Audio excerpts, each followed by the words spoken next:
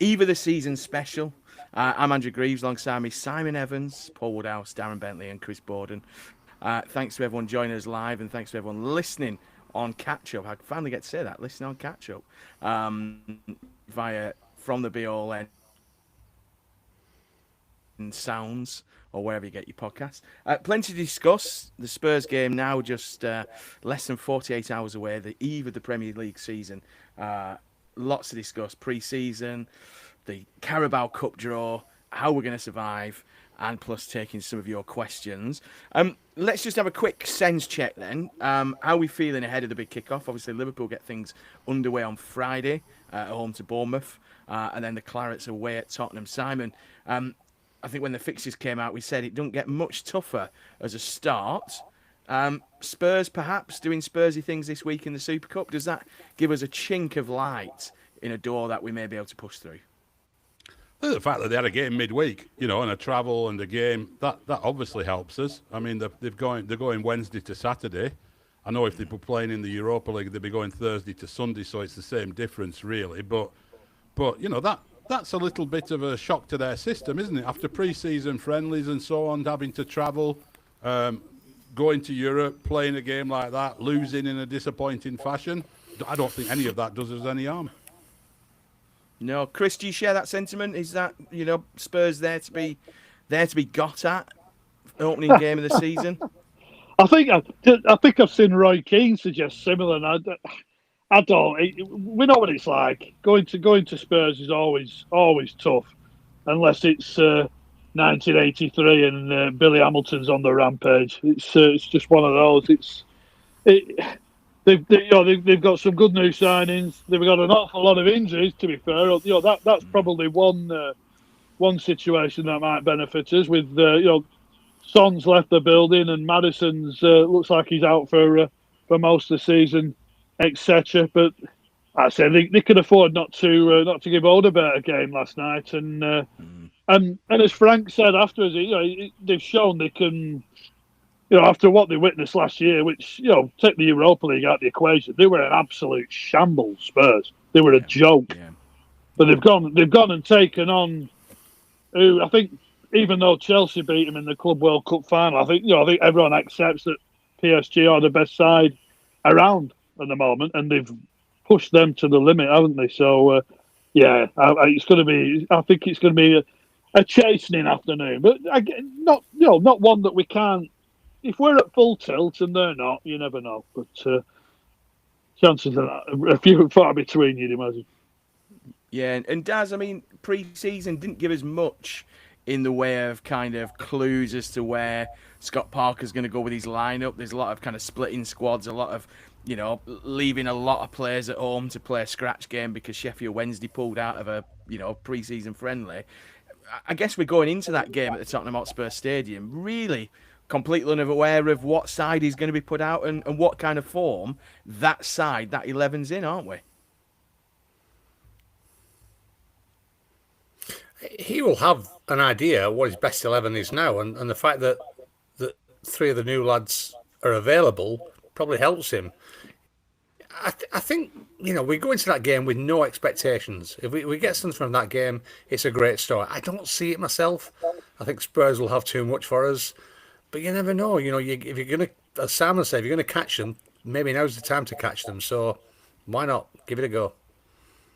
And Woody, just finally for you, bit of you're always kind of flitting between the eternal optimist and it's all a load of bollocks. How are we sitting less than 48 hours before that trip to North London? 5-0 incoming, slightly excited, and what's going through my head is that opening day win at Chelsea. So take that as you will. I'm edging me bets. Interesting. Yeah. Interesting. Yeah, depends it depends if you've still got an hand hangover, doesn't it? Depends how they've been doing in pre-season. Yeah, and again, one of the kind of things we looked at, I think, when Thomas Frank was appointed Spurs manager, he doesn't start well, does he? I think both at Bromby and at Brentford. I think his first 10 games picked up very few. I think at Brentford he didn't win any of his first 10 games. So maybe we're clinging on to false hope. I don't know. Let's just do a bit of admin from midweek. Carabao Cup draw. We were all, I think, hoping for Blackburn Rovers at home, but they couldn't get past Bradford City at home. So we've ended up with Derby County. We've got Blackburn Rovers, just last season's team, that they've all joined John Eustace at Derby. So. Yeah. And all the Rovers fans were calling him John Useless, weren't they? That's, but I think this one they call Dishmal, don't they? They call him Valeri Dishman. So they've got a few choice words there. Woody, I know obviously under Sean Dyche we weren't much of a cup team. You know, we're probably in that group of teams which, you know, probably is ready for a goodish cup run. Is that a help or a hindrance in a Premier League season for a club like ours? I think when you start off, and especially with the new faces that we're integrating into the side, it's always a good opportunity to be able to blood some of those and see how they perform. You know, I'm pretty sure we'll get 5 minutes out of Mr. Trezor at some point, and it might as well be against Derby, and at least it's a home draw. So I'd like us to go on a little bit of a cup run, you know, at least somewhere. I'm not sure who had 6 minutes, 6 seconds for the first mention of Mark Trezor, as he pronounced his name, as we saw from the club video. We'll no doubt come back to Mark Trezor, because it's the text message I probably received the most from Burnley fans. Is Trezor playing? Is Trezor in squad? Do you think Trezor will get a game? I have no idea. We'll say it now on this live, but there we go. We will get to some of your questions shortly. He won't be near at squad. There we go. The Oracle has spoken. He may finally get his move to Ajax of Amsterdam, but there we go. Just a couple of before we do move on, actually, just noticed Wout Weghorst got 2 goals last weekend for Ajax. Scored against a label that used to knock out Top of the Pops LPs, didn't he? Telstar. Telstar. Yeah, definitely. Let's look ahead to the Premier League season. Then we've kind of dealt with Spurs. A lot of the questions that we get from the kind of requests that we've put out on Up the Clarets and the various socials and things like that do talk about or ask us directly, do we have enough? Which of the 3 teams that have been promoted have the best chance of survival? I think it's fair to say that pretty much every pundit has us down as finishing 20th. You know, and not a cat and hell's chance really for Sunderland or Leeds as well. Daz, you share that view, don't you? You think that it may be a struggle for the 3 promoted teams, let's say. Yeah, we were just saying that before we came on air. I think the trend will continue. You know, if anybody's going to book that trend, I suspect it might be Leeds. I think their home form might just be something that helps them. But I just don't see a world in which these 3 all stay up. I really don't. You know, even if we finish above 2, let's say we finish above Sunderland and Leeds, we've got to finish above another 1. Now, who's that going to be? And I know there's talk of Brentford and there's talk of Bournemouth and there's talk of West Ham, Everton are Premier League down there, but they're strengthening. I just don't see us. These are battle-hardened teams now, and I really don't see us finishing above any of them.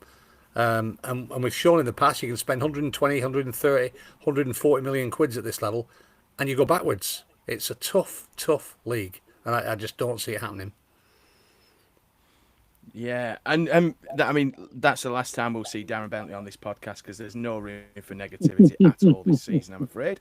So I'm only joking. Hey, I'll be cheering us on. I'll be cheering from the Bob Lord stand like everybody else, but I just don't see it happening. Don't see it happening. I mean, Simon, Daz quite rightly mentioned teams have spent, and we did it, spent 100 million plus, and you got absolutely nowhere near really in the past. Is it less about what you spend and more about how you spend it? And how does Burnley's spend this summer in terms of the people they've got through the door compared to, you know, let's say that last Premier League season where we did have, you know, the 6th biggest spend in Europe and it still got us nowhere? Is there a chink of hope there that the players coming in could be giving us a better result come May? I mean, there's a lot of gambles in there, aren't there? So, you know, you look at it and you think, right, you know, a lot of them we like on paper, but we went through this season, we went up with Company, didn't we? Where we went, oh, that Amdouni, the Swiss Messi, he's gonna set. He's Premier League. He's a World Cup level. He's an international. He's played 12 games for Switzerland. You get excited about signings when they come in. And if you get to the point where you're never excited about signings, we might as well pack in. It's part of the process of being a fan, isn't it? That you get excited, you hope for the best, you think the players coming in are going to make a difference. But in actual fact, we just don't know. So Breuer, we've all taken optimistic stances on Armando Breuer. Is he going to come in and score a dozen goals for us and keep us in the Premier League? It's a big ask. Twanzebe's already struggling with injuries. We've got other players who've got injury records as well. So we don't really know. Big Les looks the part from YouTube. We think he's going to be a great signing, and I like him. He's the right kind of player for us. But we don't know. We'll find out very, very quickly. And probably after the Spurs game, we'll be writing some of them off straight away. But, that's the way it goes as fans. But I like what we've done in the transfer window, but we don't know. What is Amdouni, by the way? Where is Amdouni? We know from Amdouni that he's injured and he's probably going to be out for the season. Obviously, the club have continued the trend of not releasing that detail for whatever reason. We had it last year, of course, with Mike Trezor and his kind of illness, stroke, injury problems. But Chris, let's put it another way. I'm trying to squeeze some positivity out of one of you buggers.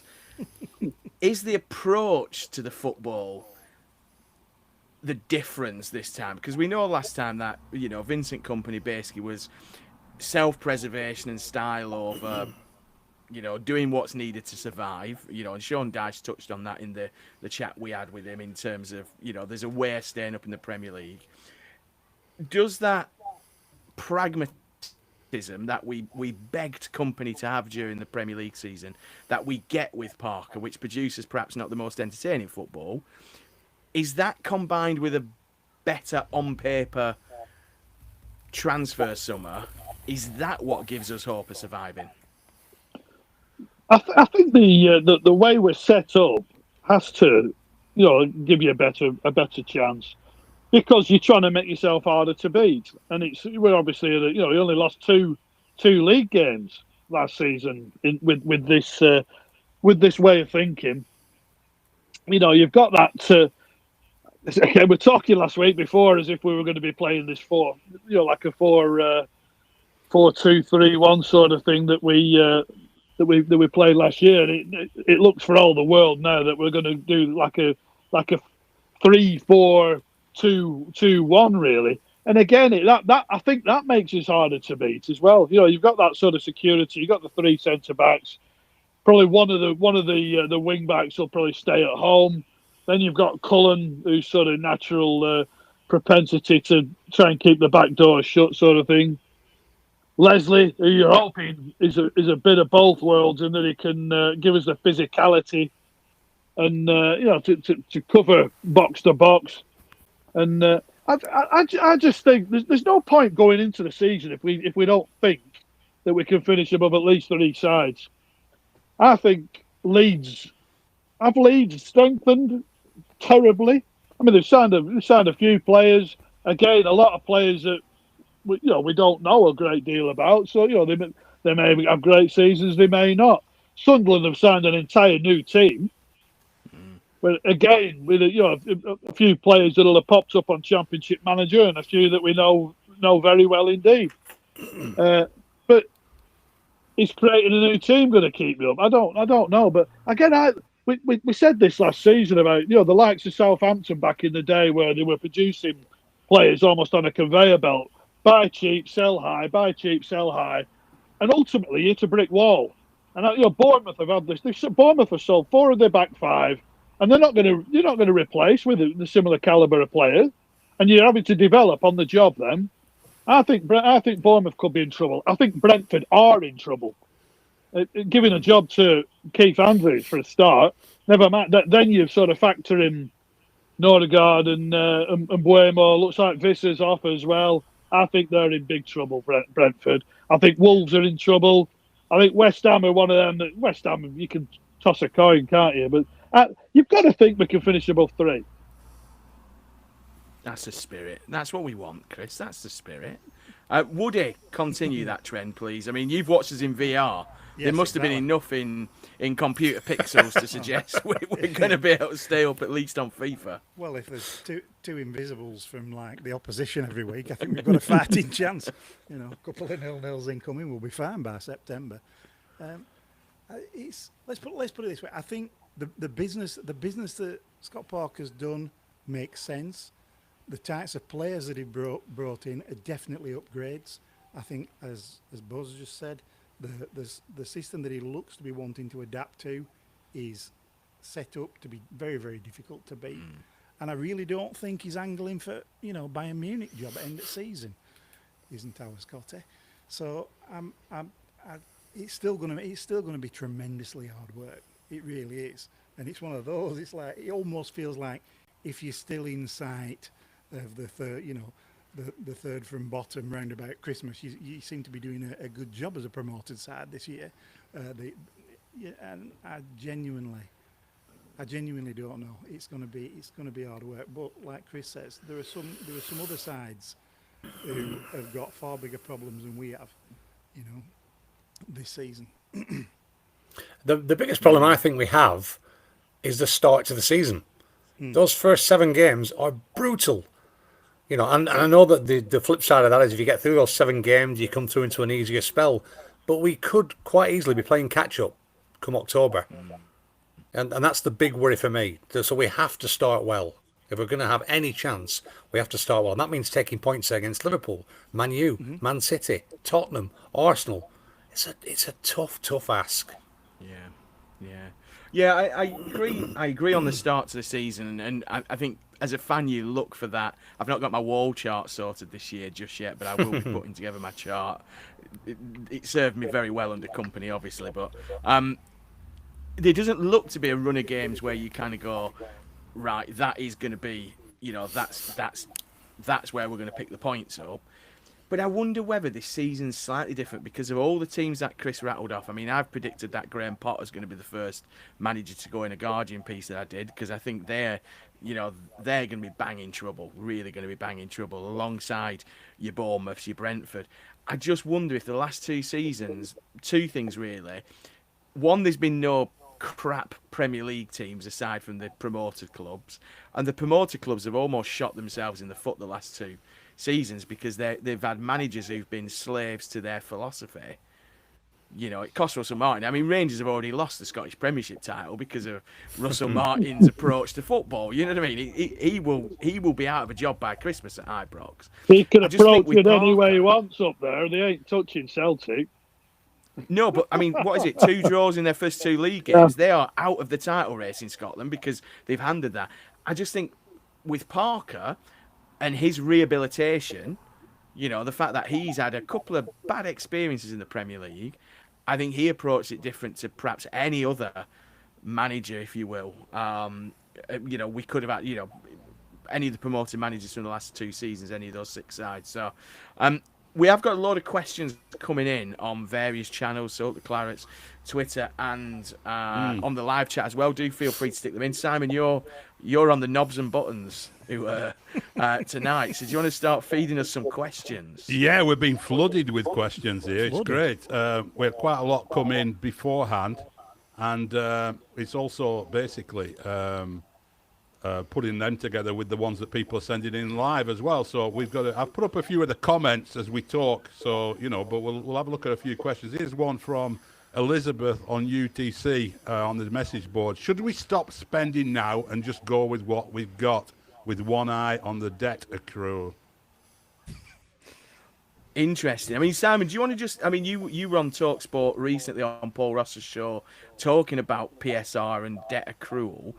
How much of an issue is it if we spend a little bit more this summer? When might we kind of get ourselves into trouble on that, and then we'll throw it out to the rest of the pod squad to see where they think it's done over be. 3 years, isn't it? So you have to basically balance it all over 3 years. Now, there's a load of caveats and complications within that as well, but basically all over 3 years. So, what we're doing when did we start counting? Daz, do you know this? When did that 3 years start counting? Because we've been out of the league. Does the clock reset again? I'm not sure on that.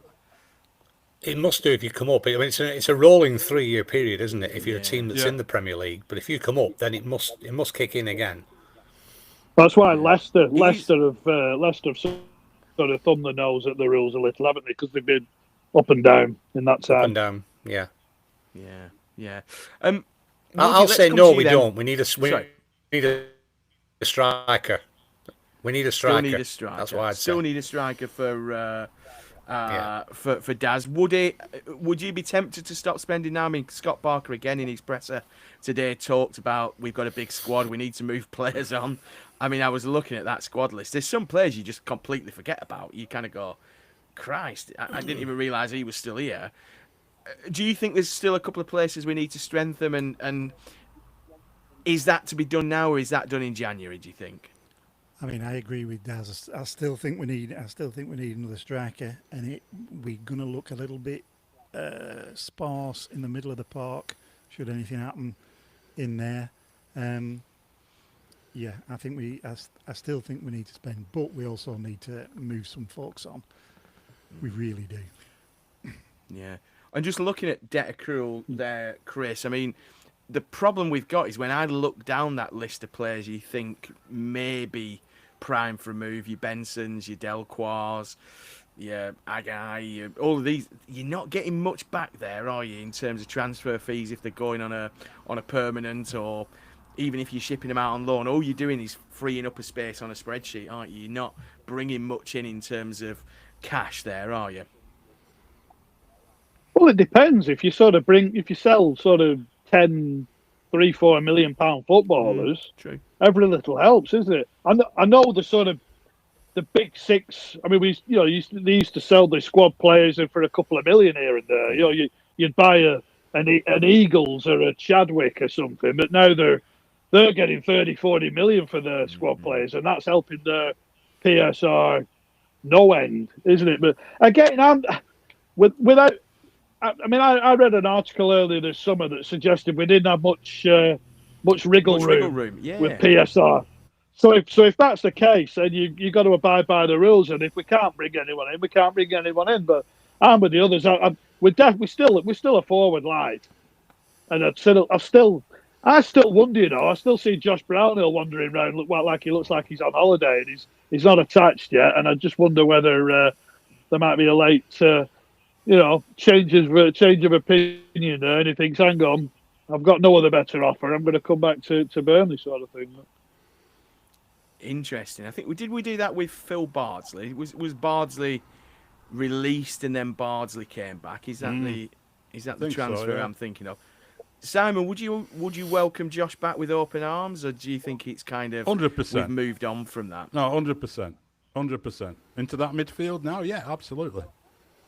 I said at the end of last season, he could have taken the step up this year. He's never proven himself to be that player who can take the step up from the Championship to the Premier League. But I think he showed so much improvement all round in his game. The timing of his runs, the clinical nature of his finishing. I would have loved to have seen him in the Premier League. So if he hasn't got himself fixed up, and who knows what's going on there. I mean, we keep looking at his Instagram stories and seeing him looking very tanned or somewhere on the west coast of the United States, I think in California, working out and so on. You start thinking more and more that it must be an MLS deal that's been held up by paperwork or something, or visas or goodness knows what. But if he hasn't got himself sorted, I'd have him back in a heartbeat. Interesting. Let's move to a next question, because I'm sure plenty of people in the comments and on the message boards would have a view on Brownhill back to Burnley. Ashton Longsider on Up the Clarets. I'd like the panel to each offer their prediction. Predicted started 11 for Tottenham. Wow. Despite a good window, my injuries and lack of prep for some make us a little lightweight. So just to give a bit of context to that, we know that Leslie, Ugo Chukwu, Dubravka and Breuer are all ready for selection. They're all at different stages, Scott Parker said. We know we're without a couple, Tuanzebe doubtful, Bashir Humphreys, Jordan Bayer, and obviously Amdouni. What do we think, Daz? What would your starting 11 be? Let's look at that. The three you've mentioned, they play. If Breuer's not 100%, doesn't matter to me. He plays. Play him for 60 minutes, and then if he's knackered after that, you can bring him off. So you've got to play with him, because I don't think we start with Lyall Foster up front. That's a gimme. I think we've probably got the new guy in midfield, I can never pronounce that name. I never will be able to, despite watching the Sky pronunciations this time, alongside Cullen. I'd probably play Hannibal, in that 10 role. I think I'd play Hannibal there. Then I think you've got to go Edwards wide, and I think he will start with Anthony. Anthony's one of his favourites. I think he'll start with Anthony. And I think he'll play Edwards on the other side. And then what do we do at the back? That's the question. I think Buer we know has had a setback, so Bayer's not going to be involved. So he's probably going to go with Ekdal, isn't he? I think in there. He's going to go with Walker, obviously, in there. That's how I'd line up, I think, with the two pushing on from the fullbacks as well. Yeah. Woody, are you looking at a similar back five, I guess, with the fullbacks that we had against Lazio? So Son at right back, Walker, Ekdal, Steve, and then Hartman, obviously in front of Dubravka. Are you looking at kind of going 4-4-2 there, Woody? I think it worked rather well, that first half against Lazio. And there's been a lot of talk about it, and it seems whether it's a plan B, like we were saying before, or whether it's a plan A, we'll soon find out. But I like the look of it. I like the way we played. I think we might be a little bit weak down the right, but I think a lot of the questions is pretty much how we're attacking our way as a front three. Do you throw Edwards in from the start, or do you try and shore it up a little bit? And I think he might go a little bit more defensive, a bit like he went against Lazio. But you've always got those folks to bring on, after 60, 70 minutes, haven't you?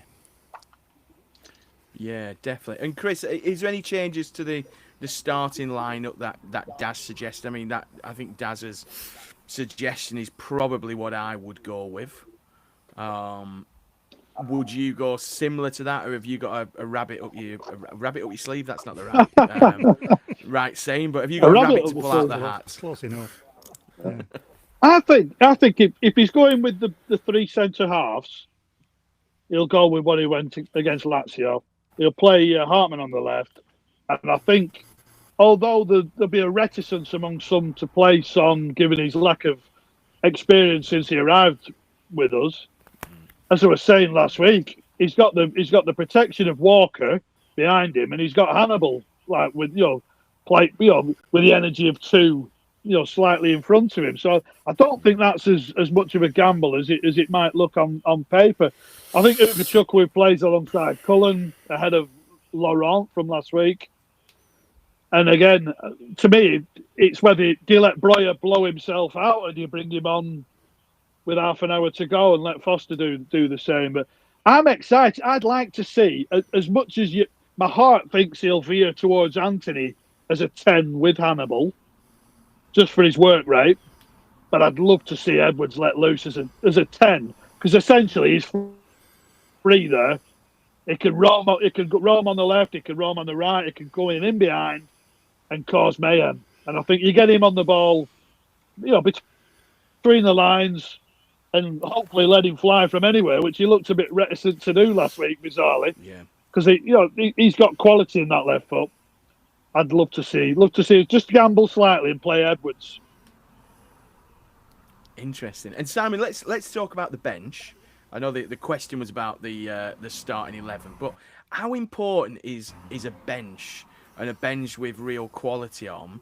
And as somebody's just said on the comment that flashed up on screen, the squad is massive. Who do you want to see from that massive squad on the bench to perhaps bring on when, Edwards has run himself into the ground, Hannibal's run himself into the ground, Breuer's run himself into the ground? Who's that kind of fringy player for now who is your go-to man or men for the last 15, 20 if we're still in sight and still in a game? Well, you can't argue with Koleosho's pace, can you? I mean, if he comes on, I think we've seen enough of him now to know his limitations, but he's still fast, and on a counter attack, if we're in that situation, and we are going to be a lot of the time away from one where we're defending in numbers and looking to break, and the last 20 minutes we're hanging on to a draw, and then we ping a long ball over the top, and Koleosho runs away like he did at Leeds and buries it. That's exactly what you want from the bench. Chuani, you would think, could maybe offer something similar as well on one of the flanks. I think the wingers are just rotating in and out these days, don't they? I mean, all the teams seem to do that.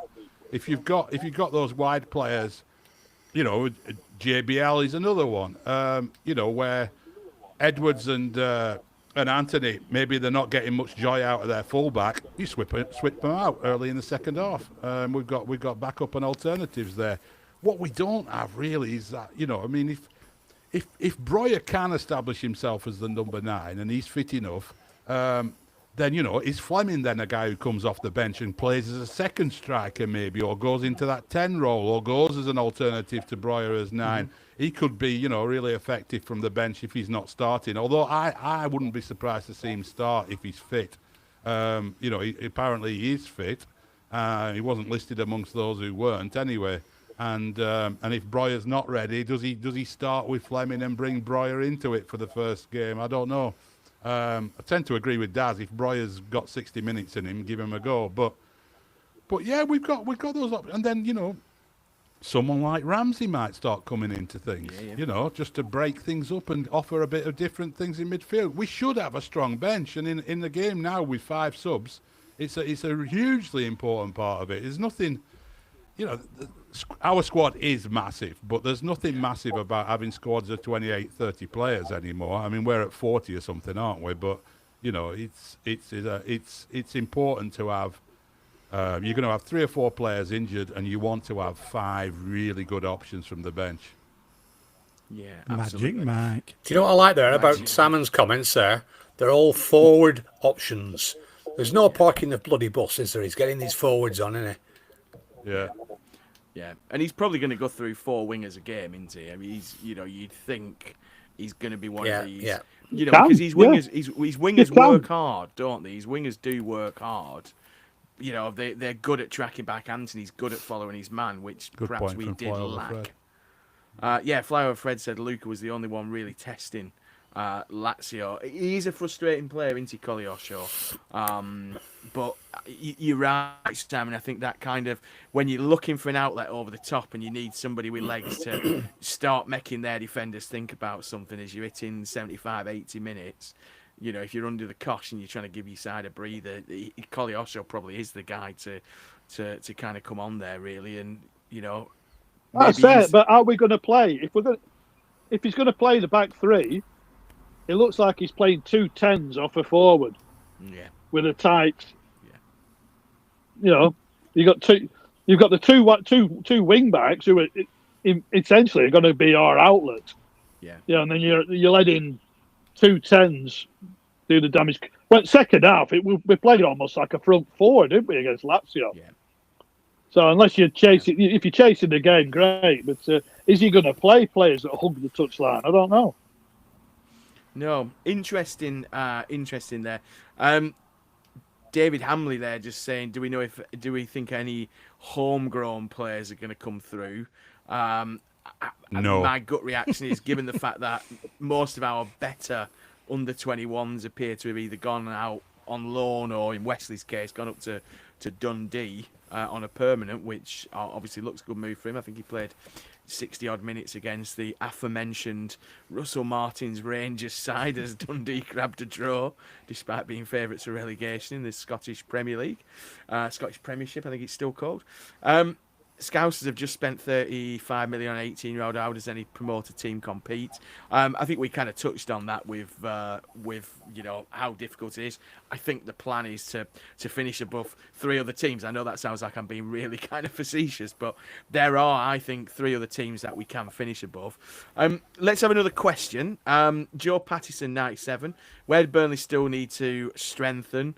I think we touched on that. Obviously, Brownhill's goals. Do we expect Trezor, Ramsey, or someone else in the current squad to play in the Brownhill role? I think we all probably expect it to be Hannibal, do we? I mean, the one thing Hannibal doesn't really have is goals. But is there enough that we've seen from Hannibal back end of last season, Daz, coming into pre-season this season, to think that actually the Premier League and the style of playing the Premier League is completely different to Championship, might suit someone like Hannibal, who can almost be that man who goes beyond the number 10 and pops up in the right area for a cutback. Potentially, yes, but bigger than that is his energy. His energy levels in that number 10 role will be crucial. And I loved him on the left when he had that little spell on the left, and we touched on Anthony a little bit there. The big question is whether Scott Parker's loyalty to Anthony continues, and I suspect it will, certainly the early part of the season. But to get back to Hannibal as a 10, I think his energy levels in pressing, in being aggressive on the ball with Chukuna behind him, I think that's crucial to us. So I think Hannibal can nail down that role, but I don't see him necessarily as a goal-scoring 10. And he might be the player that runs himself into the ground for 70 minutes, and then we see a Fleming coming on for the last 15, 20 in support of the other striker. So, but to me, he starts in that role, I think, just purely for his energy levels. Yeah, we'll come on to Foshy Nick's question about ice cream and giraffes in a second. But Chris, Yeah. Good one. I mean, it's the question everyone's been wanting to ask, to be fair. But just on Hannibal, before we find out our favourite ice cream flavours, does Hannibal's energy in that Brownhill role then unlock other people in that front 3, 4, whatever it's going to be at times, to then perhaps weigh in with collectively the kind of goals that we got from a single player last season? Well, his work rate's prodigious, isn't it? I spoke before about sort of, protecting Son a little as well in that area, but he showed he was. I'm trying to remember. Was it the goal against Norwich? I'm trying to remember who we got in on the end of, and just a nice little slot into the corner. He's got it in him. It's just doing it on a regular basis. His technique is excellent. He's a lovely little technician. He's a great shuttle. He gets you up the pitch. He's pretty rapid. His aggression that we're going to have to sort of keep an eye on occasions. I think he's a shoo-in. He starts every week, man. I think he will. I think he will sort of prosper at this level. He's one of those players that sort of will probably look a better footballer at this level. I think, rather than when I think people are almost targeting him, aren't they, in the Championship League? They've got bigger fish to fry, to be honest, than Hannibal. Yeah, definitely. Go on then. Let's go around and have a quick. What's his favourite ice cream flavour? Woody, you look like a man who enjoys an ice cream on a hot day. What's your favourite ice cream flavour? I am a fan of Cherry Garcia, and I'm getting hungry again. I am getting a bit peckish. Definitely Cherry Garcia, Ben and Jerry's. Not sponsored. Excellent. Cherry Garcia, Ben and Jerry's. Daz, what about you? What's your go-to? Depends what.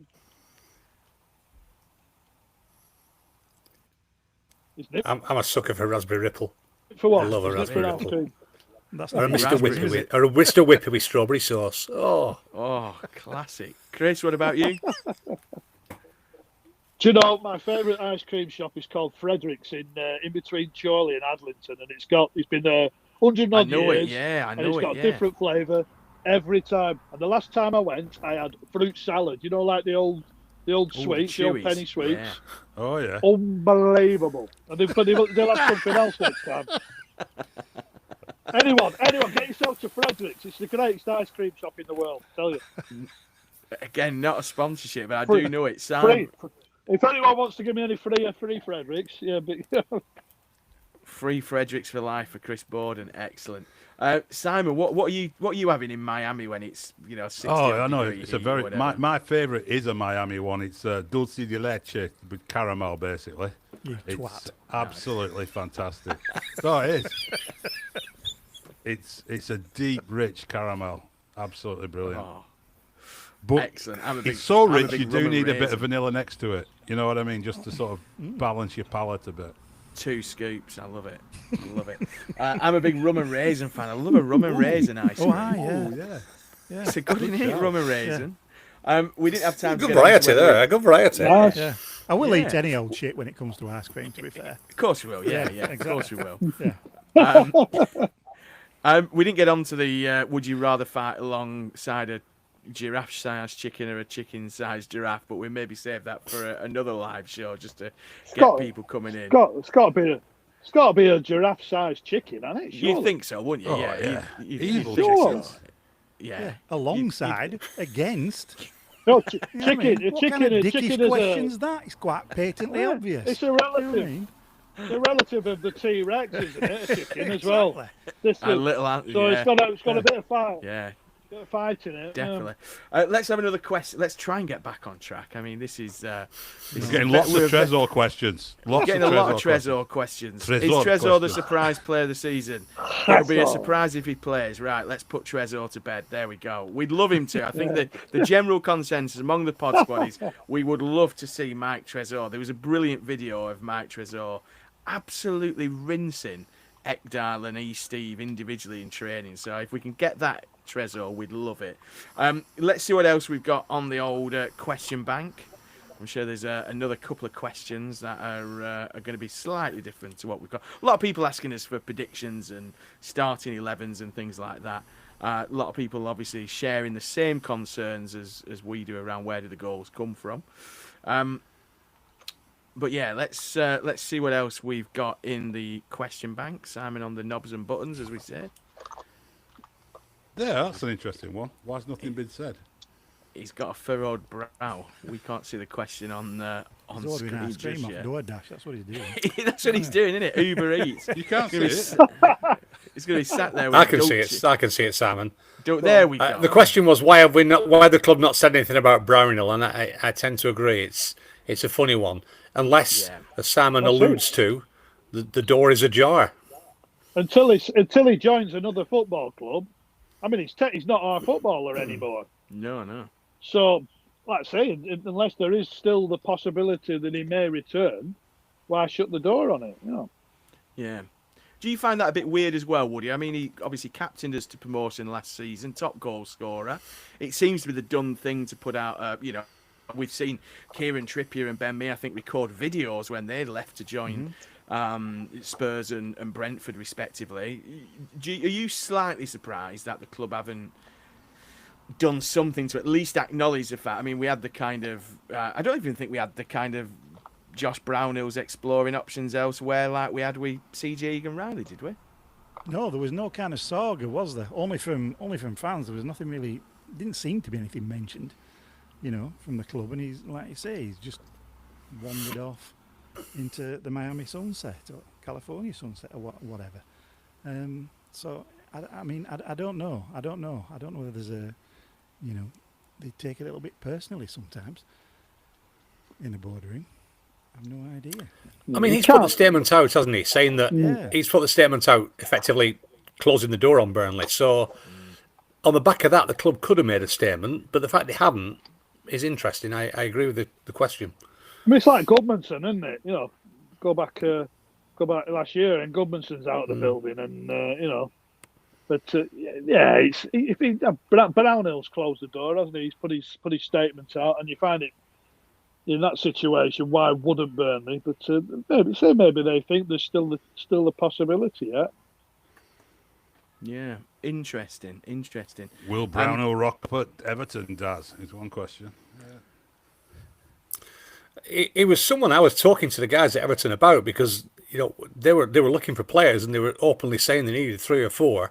I think that's probably past now. They've got Grealish in the door. They brought Dewsbury Hall. Yeah, I think that's gone. But, I mean, nowhere near as good as Townley Hall, that lad. Gawthorpe Hall, another better Hall. I suspect though, like Simon says, the fact that he's not got fixed up anywhere, and I think he'd struggle to get a Premier League club because of what happened in the past there. The fact he's not been fixed up at a Championship club to me indicates that he's probably heading abroad. And as Simon alludes to, I don't follow the Instagram post, but if he's out there in Miami or wherever it is on the West Coast, then the USA seems like a really good fit for him, I think. It does, but you just never know. Paul Pogba was out here doing exactly the same as Brownhill for 3 months, and then he signed with a French club. So who knows? Yeah. Agents, what agents can pull off at this stage, isn't it? Really? Yeah, definitely. James Hart asks, if not Magic Mike, who will be the surprise package. Simon, who's your kind of bet, if we were to kind of say to you, a player who wasn't really in the thinking last year, or maybe he is in the thinking last year, but stepping up to the Premier League, who are Burnley fans going to be voting for as their kind of surprise package player of the season come May? Well, I don't know if he's a surprise package exactly, but what I saw of Hartman against Lazio makes me think, he's the Dutch Andy Wharton, isn't he? He's just powering up and down that left, looks full of aggression. He's got the makings of a cult hero at Burnley, is Hartman, and there's a slightly psycho sort of look about him, isn't there, when you see these things where he might just square up to someone at some stage in this season. So I think he's got everything that Burnley fans like, Hartman. Fast, hard-working, aggressive, and slightly psycho. Love and hate tattoos on his knuckles. Yeah. Would Hartman get your vote? I have to say I agree with Simon. I think Hartman is as well. the player who I think Burnley fans are going to be raving about. Yeah, he's a damn fine player. Dubravka might surprise us. He may have a very solid season, and we may be, impressed by Walker. We may see just how good a player he actually is over the course of the season, and his leadership abilities. Yeah, definitely. And Trezor. Just looking ahead then, and Trezor, obviously. There's been a lot of questions about this, actually, Greavesy. I know we're not going to get to all the questions, but there's been a lot of people worried about goal scoring. That's the one thing coming through all the comments and stuff that we're seeing tonight is people concerned, are we going to score enough goals? Someone pointing there, Phil Ashton, that Fulham scored 9 at home during Parker's Prem season. I don't know you can read too much into what Fulham did, but it is a question, isn't it? Have we got goals in this team? You look at the set pieces last night. Tottenham have scored 2 set pieces against PSG, and the sort of importance of set pieces is sort of coming more to the fore, as it usually does when the big six get hold of these things, isn't it? It becomes a topic. Were we good enough at set pieces last year? I don't think so. We've got a new set piece man in place. Can he make an improvement? Because you've got players there who can bloody attack a football, and we've got certainly got quality from a dead ball situation as well. Again, I'd like to see Marcus Edwards sort of 25 yards from goal in the just outside the D there, just waving his left leg at one. And Hartman again, I think his delivery was decent last week. So his corners were good.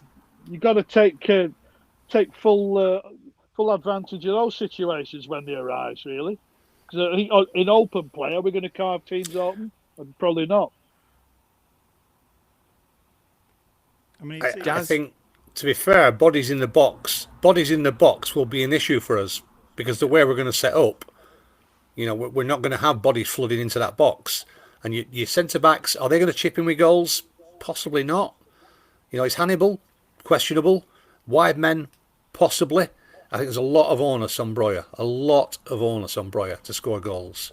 And if that doesn't happen, then I'm worried already. But if that doesn't happen, then I'm really worried we won't score enough goals. That's why we say we need another striker, because we know Foster's probably not the answer.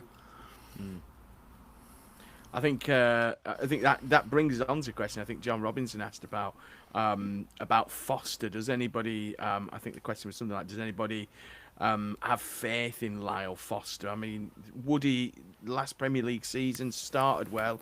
Obviously had his mental health break, which kind of stuttered his season. There's a question from John. Have too many fans given up on his potential?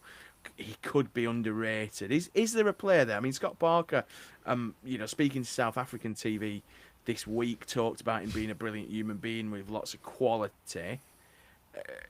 Is that one for the South African TV cameras? Or, Parker seems quite a genuine guy, doesn't he?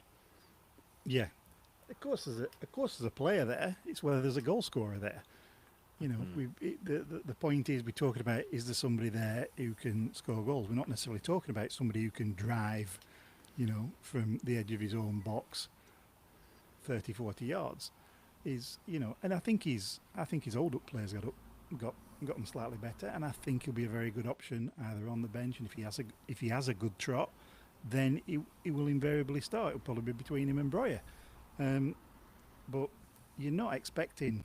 I mean, is he going to get a better return than he had last time he was in the Prem? Probably not. Interesting. Any other thoughts on Lyall Foster, or as Phil Ashton's suggesting, are we looking at a Vardy or a Sargent? Chris? Let's say if it's the Foster that turned up for the first few games last year, and it's the Foster that turned up at Villa Park, fantastic. I mean, he was magnificent at Villa. He ran them absolutely ragged. But he's not going to. It's applying that. We've seen him now for 2.5 years, and we've not seen that applied consistently at all. We've seen him on the left-hand side. We've seen him. He's obviously had his problems, and Burnley. I'd like to think. I'm really pleased with the way they've handled that, and they've looked after him. And it'd be absolutely wonderful if they were to now get a return on that sort of investment, not financially, the sort of emotional investment, and the way that they've sort of cajoled him, back into shape. I think every Burnley fan would be thrilled to pieces if they saw him, because he's got the attributes. He's aggressive. He's rapid. He can score with his head. He carries the ball. It's just piecing that together on a consistent basis, and you'd have to say, from the evidence we've seen, he can't do that consistently enough. Yeah. Does that then leave us open? I mean, there's not a huge amount of attacking striker options for a club like us. It's probably a Jamie Vardy on a free, although I noticed from his Instagram he looked to be training at somewhere with the Sunderland logo, or a big payout to get a Sargent, who I think's got 2 in 2 for Norwich. What would your kind of preference be? Are you looking for an old timer who's been there, or a younger championship proven striker? No, I think you're looking for somebody who's been there and done it. I mean, Leeds have took a gamble on Dominic Calvert-Lewin. There's a big gamble there because of his fitness over the last few years, and certainly his goal scoring hasn't been on a great par, sort of a par Foster, if you will, in that respect. Bamford's got as many, hasn't he? Bamford has as many Premier League Josh goals Sargent at Norwich. Josh Sargent, can he make the step up? I'm not too sure. Jamie Vardy, I wouldn't be going near him, to be honest. Jamie Vardy, I fear that one's not for us. I don't know. It's a conundrum, and I don't know what the answer is. I mean, you look at someone, the lad at Plymouth who went up to Buer, and he's not scored a goal yet. No. There's a dearth of quality centre forwards unless you're going to spend 80, 90 million quid. Yeah. And we're not in that market. So I'm not brave enough to say what the answer is, but I think we need a body. I mean, Fleming could well step up. I like Fleming. Yeah. Fleming could well step up. And he might be the one that you talked about, surprise package of the season. For me, he could be the one. Because he has got the attributes. He has got a shot on him. He has got aerial ability. I think he could be the surprise package, but whether he will get the opportunity to play in that role to score the number of goals we need, I'm not sure. And if we don't, I don't know where we're looking, but that's where recruitment comes in, isn't it? Yeah. Think about Sargent. And Simon, sorry, I was just going to say on Sargent, the American journalists who watch him closely, the ones over here who tune into Norwich streams just to watch how he's doing, because he's in contention for a World Cup place with the USA. Their view is that it's time for him to move, that he's proven himself at championship level as a top scorer. He needs to go on and do something better. Yeah. And if the Premier League don't offer him, he should go to the Bundesliga or somewhere like that. So the people really rate him. I know there's a bias there. Americans will like American players and so on. But from what I've seen of him, he looks like somebody who'd have a chance of making a go of it in the Premier League. There's no guarantees though in the market that we're operating in. Just none, are there? Yeah. I was going to ask you, Simon, about the American, obviously the American take on Josh Sargent. I'll ask you this question instead before I move on to another name that I'm going to put to a couple of you. Is there a Burnley team where Breuer and Fleming play together, or for you, Simon, is it one or the other? Is there only that one spot up for grabs, and that then probably does stop one of them from perhaps, as Daz says, being given that opportunity? It depends on what formation he's playing, doesn't it? Because if he plays three centre halves, it makes it very difficult then to play with two centre forwards without sacrificing both your wingers, really, doesn't it? So I think if he is going to play that system, and I can see, like Chris, I can see a lot of advantages to playing that way. It's going to be one or the other, I think. But if he switches back to 4-4-2.